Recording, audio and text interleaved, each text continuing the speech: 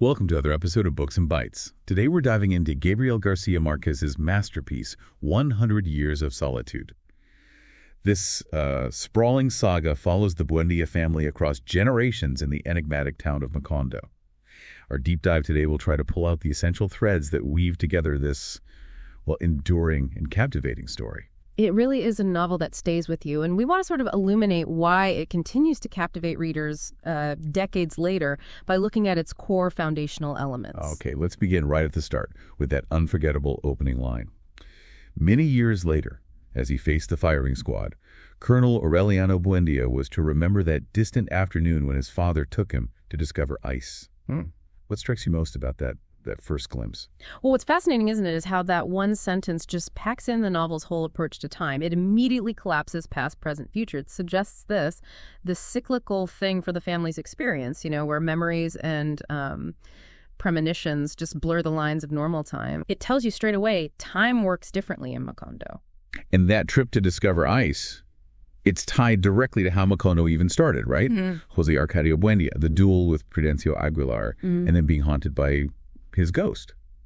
That's what makes them leave and found this isolated place. Exactly. Macondo is born from trying to escape the past, a ghost. But as you get deeper into the Buendía story, you see how the past just keeps shaping, maybe even dictating their future. So that initial move towards isolation, paradoxically, it just sets them up for this long family solitude. And the early descriptions where things don't even have names, it gives it this almost mythical, brand new feeling. Then there's José Arcadio Buendía's curiosity. Yeah. It's relentless, almost like a kid's wonder at the gypsies' inventions. Yeah. Especially those brought by Milquiades, the magnets, the magnifying glass, and that big moment with the ice. What's that tell us about the Buendías? That drive, that curiosity, particularly José Arcadio Buendía's push for knowledge that often, tips into obsession. That's a defining thing. You see it pop up again and again in later generations. Milquiades showing up is huge, not just for the gadgets, but because he brings those cryptic manuscripts. The manuscripts. It's hinting right away at some kind of predetermined destiny for the whole family. And while all this invention and exploration is happening, there's Ursula. Yeah. She's the practical one, keeping everyone's feet on the ground. Her role seems so vital, balancing out José Arcadio's more, let's say, out there ideas. Oh, absolutely. Ursula provides that grounding. She's the counterweight to the, often eccentric passions of the Buendía men. Her focus is on practicality, keeping the family going. It's a crucial perspective amid all the other stuff. And, the fact that Milquiades ends up buried in the Buendía house, that just hammers home how the past is literally part of their present. Let's shift to the first generation of kids, are all so distinct, and it feels like they foreshadow so much of what's coming to the family. Definitely. You have José Arcadio, the passionate one. His impulsiveness leads him away with the gypsies, leaving Pilar Ternera and his unborn son, Arcadio. That starts a whole other branch. Then Aureliano, so introspective. His thing is making the little goldfish. And his intense but short and tragic marriage to Remedios Mascote, it shows deep feeling under that quiet. And Amaranta, her complicated, really destructive rivalry with Rebecca over Pietro Crespi, that introduces these intense conflicts within the family itself. And during this time, we see José Arcadio Buendía himself start to lose it. Driven mad by his scientific obsessions, he ends up tied to the chestnut tree talking to Milquiades' ghost. The line between reality and obsession gets really blurry there. Yeah, his breakdown is kind of a warning, isn't it? About where unchecked ambition can lead and maybe how fragile the mind is in a place like Macondo. And him talking to the ghost just reinforces that feeling that the living and the dead aren't really separate there. It's a theme that keeps coming back. Okay, then comes Aureliano's big change. He becomes Colonel Aureliano Buendía. How does this quiet guy, the goldsmith, turn into a revolutionary leader? It's seeing injustice firsthand. Political corruption, abuse of power. That's what lights the fire. He witnesses rigged elections, the oppressive regime, and it just fuels his rebellion. It's a massive shift from his earlier, more contemplative life. And he becomes this legend, right? Leading 32 uprisings, surviving countless assassination attempts. But alongside that legendary status is the tragedy of his 17 sons. His almost mythical survival rate really highlights the chaos and, frankly, the senselessness of the violence in those civil wars. And the 17 sons, all named Aureliano, all marked with that cross of ash. They become symbols of his reach, but also the immense human cost of the fighting. Their murders later on are just a stark reminder of how violence cycles through Macondo. But in the end, even with the legend, he comes back to Macondo totally disillusioned. the revolutionary fire is out, and he just retreats into making and melting down those little goldfish over and over. What does that repetition signify? That cycle, making and destroying the fish, it perfectly captures his feeling of futility and the pointlessness, maybe, of the conflicts he fought. It mirrors how history itself seems to repeat in Macondo, trapping people in these endless patterns. It's quite bleak, really. Moving on to the second generation, we get Jose Arcadio returning. He's this huge tattooed figure, and his scandalous marriage to Rebecca just adds more complexity to the family dynamics. Yeah, his return really shakes things up. He asserts this dominance, disrupts the order, and marrying Rebecca goes against all the social rules and family expectations. It just pushes the Buendias further into their own isolated world. And then there's Arcadio, his son. His brief time as dictator is so brutal, such a contrast to his uncle Aureliano's original ideals. Arcadio's rule really shows how power corrupts. It doesn't matter where it comes from. He's young, inexperienced, but gets absolute authority, and it leads to oppression. Another cycle of violence right there in the family.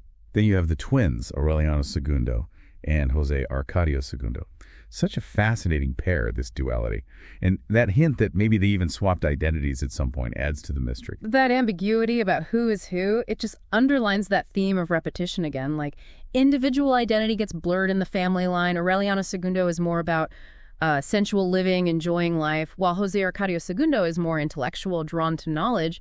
They reflect different sides of the Buendia character. Aureliano II's life seems so extravagant. His relationships with both Fernanda, his wife, and Petra Coates, his lover. It creates this time of abundance, but also tension, and that almost magical fertility connected to his affair with Petra Coates. That's pure magical realism, isn't it? Oh, absolutely. That link between passion and nature's abundance is a classic example. The extraordinary just woven into the everyday fabric of Macondo. It also suggests there's this vitality, this life force that exists outside the normal rules of relationships. Meanwhile, Jose Arcadio II gets involved with the banana company, and he witnesses the terrible massacre of the striking workers. That feels like a major turning point for Macondo and for him. It really is. That event brings Macondo crashing into contact with outside forces, with the harsh side of economic exploitation, and the way the massacre is then denied, erased from official history. It highlights how truth in history can be manipulated. That drives Jose Arcadio II to retreat, doesn't it? He locks himself away with Melquiades' manuscripts, trying to find answers in the past. And amidst all this, we have Remedios the Beauty. Such an ethereal figure. Her ascension into heaven is maybe the most famous magical moment in the book. Remedios the Beauty. She represents a kind of beauty that's almost transcendent. Too pure, too otherworldly for the physical world, really. Her just floating away is a definitive moment where the magical and the real just completely merge, leaving everyone in Macondo stunned. Let's talk about the banana company itself. It starts off bringing progress, modernization. Yeah. But it ends in exploitation and devastation. How does that reflect maybe bigger historical patterns? Well, the whole banana company arc really illustrates the often destructive impact of foreign companies and, that boom and bust cycle of economies, the exploitation, the violence, and then the cover-up of the massacre. It just underscores how vulnerable places like Macondo can be, and then the endless rain afterwards, washing everything away. Yeah, the rain. It's apocalyptic. It literally drowns the town's prosperity in memory. As we get to the final generations, the sense of decline is really strong. It feels like everything is winding down, culminating in Mibi's tragic story. Her secret love affair with Mauricio Babylonia, the terrible consequences, her being silenced, and the secret birth of Aureliano Babylonia. Meme story. Her enforced silence and the hidden child.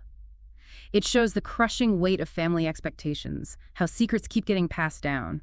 It really sets the stage for the final act, the unraveling. And this Aureliano Babylonia, grows up isolated in this decaying house, surrounded by Melquiades' manuscripts. There's a real sense of impending doom around him. He basically inherits all the family's built-up solitude. And he holds the key, doesn't he? The key to finally understanding their whole history as written in those parchments. Then comes the relationship between him and his aunt, Amaranta Ursula. It's incestuous, and they don't even realize they're repeating a pattern from the family's past. It feels like the final, unavoidable turn. It really does. That relationship is like the family finally turning completely inward on itself. It's the result of generations of isolation, and it's a tragic fulfillment of those repeating cycles that have defined them. The birth of the child with the pig's tail. It's the ultimate sign. And then the prophecy starts to unravel completely, leading to the end of the Buendias and Macondo itself. That birth is the physical proof, isn't it? The manifestation of all that isolation, genetic and spiritual.